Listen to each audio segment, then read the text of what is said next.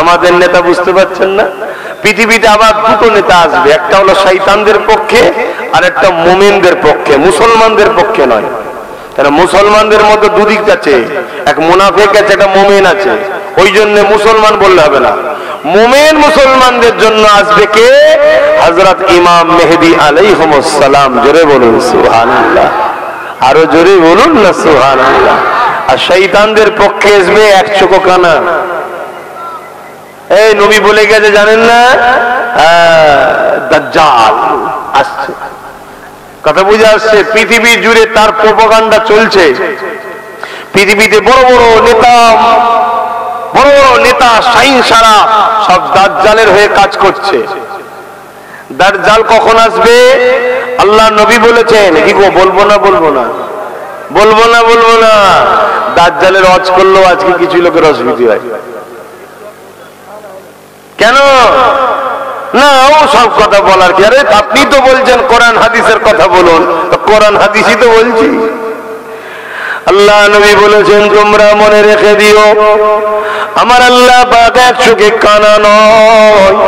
আমার আল্লাহ কখনো দুনিয়া জমিনে এসে কাউকে ধরে ধরে বলবে না যে আমাকে খোদা বল। দাজ্জাল এক চোখে কানা হবে, দুনিয়ায় 40 দিন সে থাকবে। 40 দিনের মধ্যে পৃথিবীকে ঘুরে ফেলবে। এই 40 দিনে সে নিজেকে খোদা দাবি করবে।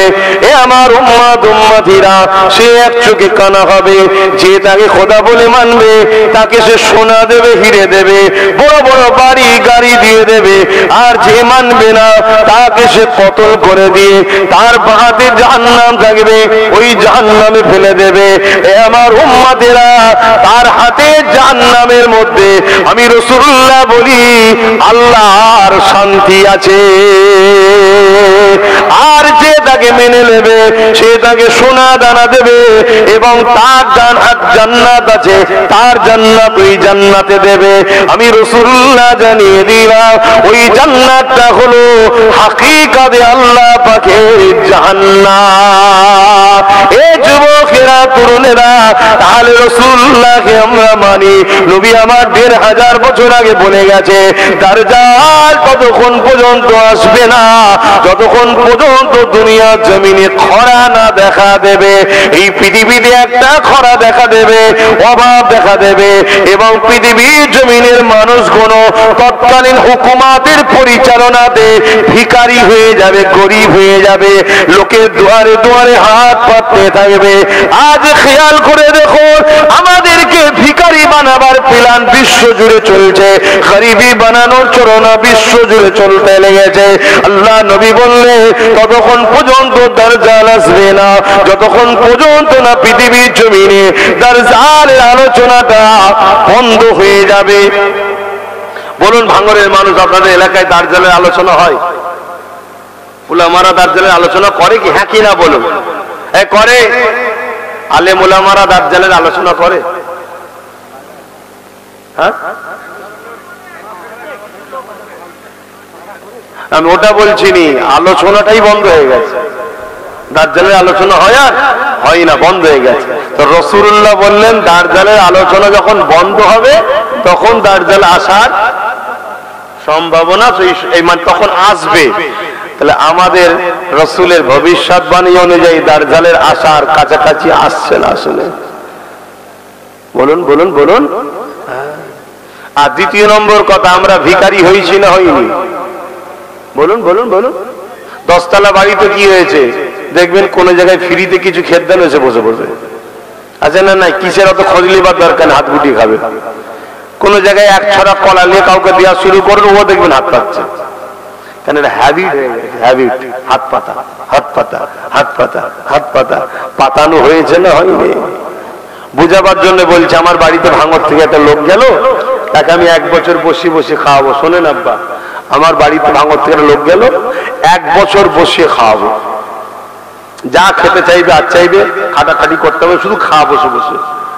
1 বছর পর ওকে আমি ঘর থেকে বার করে দিই, দলিশ থেকে তাড়িয়ে দিই, ওর কি দশা হবে এবারে? খাটতে পারবে আর? জোরে বলো।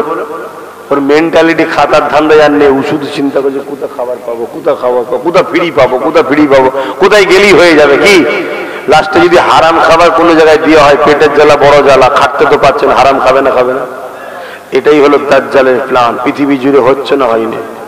তা থেকে আমার বাংলা কি নিরাপদ? বলুন বলুন বলুন বলুন। এসব আজ আজকালকার মলিশা হুজুররা করে কেন? করলেই দাজ্জালরা দেবে না। বুঝতে পারছেন না? পারেন? পরিবর্তন হন, বুঝার চেষ্টা করুন। আল্লাহ নবী জানিয়ে দিলেন দাজ্জাল আসার পর মানুষের কবর কোন ধারে ধারে যাবে। আপনার দাদুর কবর কোনটা জিজ্ঞাসা করবে। আপনি দাদুর কবরে দাজ্জালকে নিয়ে যাবেন, সে বলবে কবরবাসী ওঠো, মুখের দাদু ওঠো। আপনার দাদু উঠে পড়বে, দাজ্জাল তাকে বলবে তুমি কি আমাকে খোদা বলে মানো? আপনার দাদু তাকে খোদা বলে মানবে। তখন একে বলতে লাগবে বলতো দেখি মরাকে কে জিন্দা করে? স্বাভাবিক তুমি আমি জানি মরাকে যিনি জিন্দা করে তিনি কে? আরো জোরে কে? তখন দাজ্জাল বলবে দেখ তোর দাদু কবে মরেছিল আমি জিন্দা করে দিলাম, আমাকে খোদা বলে মান। আমি তো খোদা, নেবে এসেছি আমি খোদা। শুনছেন? ঈমান আছে তো আমাদের? এগুলো শুনতে হবে না?